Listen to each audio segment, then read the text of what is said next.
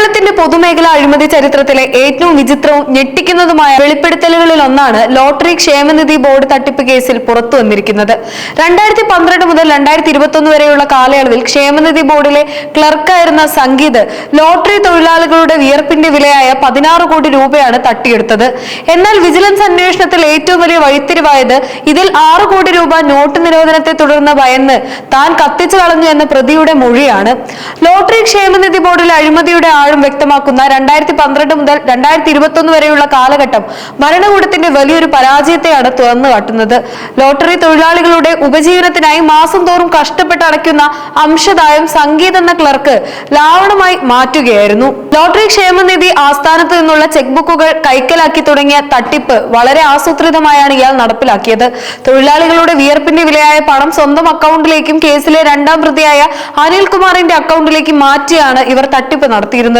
സിഇഒമാരായ IAS ഉദ്യോഗസ്ഥരുടെ പേരിൽ പോലും വ്യാജ ഒപ്പിട്ട് ബാങ്കുകളിൽ നിന്ന് പണം പിൻവലിക്കാൻ ഇയാൾ ധൈര്യം കാണിച്ചു എന്നതാണ് ഏറ്റവും ഞെട്ടിക്കുന്ന കാര്യം. 2019 സ്ഥലമാറ്റം ലഭിച്ചപ്പോഴും തട്ടിപ്പിന് ഉപയോഗിച്ചിരുന്ന ചെക്ക് ബുക്കുകൾ കൈക്കലാക്കാൻ ഇയാൾ മറന്നില്ല. തുടർന്ന് 2020 വീണ്ടും ആസ്ഥാനത്തേക്ക് മടങ്ങിയെത്തിയതോടെ യാതൊരു തടസ്സവുമില്ലാതെ തട്ടിപ്പ് കൂടുതൽ വ്യാപിക്കുകയായിരുന്നു. വിജിലൻസ് അന്വേഷണത്തിൽ സംഗീത് തട്ടിയെടുത്ത തുക 16 കോടിയോളം വരുമെന്നാണ് കണ്ടെത്തൽ. ഈ പണം എവിടെയെന്ന ചോദ്യത്തിന് മുന്നിൽ മറുപടിയില്ലാതെ നിന്ന പ്രതി ഒടുവിൽ വിജിലൻസിനോട് പറഞ്ഞ കാര്യങ്ങൾ കേട്ട് അന്വേഷണ ഉദ്യോഗസ്ഥരും അമ്പരന്നു. 2016 നോട്ട് നിരോധന പ്രഖ്യാപനത്തിന് ശേഷം താൻ സൂക്ഷിച്ചിരുന്ന 500, 1000 രൂപയുടെ നോട്ടുകൾ വെളുപ്പിക്കാൻ മാർഗമില്ലാതെ വന്നപ്പോൾ പോങ്ങുംമൂട്ടിലെ വീട്ടിലെ 2ാം നിലയിൽ വെച്ച് കത്തിച്ചു കളഞ്ഞു എന്നാണ് സംഗീത് മൊഴി നൽകിയിരുന്നത്. 2017 ഇത് നടന്നതെന്ന് ഇയാൾ അവകാശപ്പെടുന്നു. മൊഴിയുടെ അടിസ്ഥാനത്തിൽ വിജിലൻസ് ഫോറൻസിക് ഉദ്യോഗസ്ഥരുമായി സ്ഥലത്തെത്തി പരിശോധന നടത്തിയെങ്കിലും കാര്യമായ തെളിവുകളൊന്നും ലഭിച്ചിട്ടില്ല. ഈ മൊഴി സത്യമാണോ അതോ പണം മറച്ചുവെക്കാൻ വക്കീൽ പറഞ്ഞു തന്ന തന്ത്രമാണോ എന്ന് ഉന്നതതല അന്വേഷണം നടക്കുകയാണ്. തട്ടിയെടുത്ത പണം എവിടെയെന്ന അന്വേഷണത്തിൽ ഞെട്ടിക്കുന്ന വിവരങ്ങളാണ് വിജിലൻസ് കണ്ടെത്തിയത്. വൻതോതിൽ ഭൂമി ഇടപാടുകൾക്കാണ് പ്രതി ഈ തുക വിനിയോഗിച്ചത്. കഴക്കൂട്ടം സബ് രജിസ്ട്രാർ ഓഫീസിൽ മാത്രം ഇയാൾ 45 തവണ ഭൂമി രജിസ്ട്രേഷൻ നടത്തിയിട്ടുണ്ട്. ഇതിനു പുറമെ കേസിലെ രണ്ടാം പ്രതിയായ സുഹൃത്ത് അനിൽകുമാർ ഒരു നിർമ്മാണ കമ്പനി തുടങ്ങി പണം വെളുപ്പിക്കാൻ ശ്രമിച്ചു.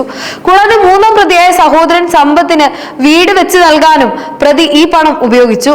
ബാക്കിയുള്ള തുക ബാങ്കുകളിൽ സ്ഥിര നിക്ഷേപമായും ഓവർ ഡ്രാഫ്റ്റായും നിക്ഷേപിച്ച് സുരക്ഷിതമാക്കിയതായും അന്വേഷണത്തിൽ വ്യക്തമായിട്ടുണ്ട്.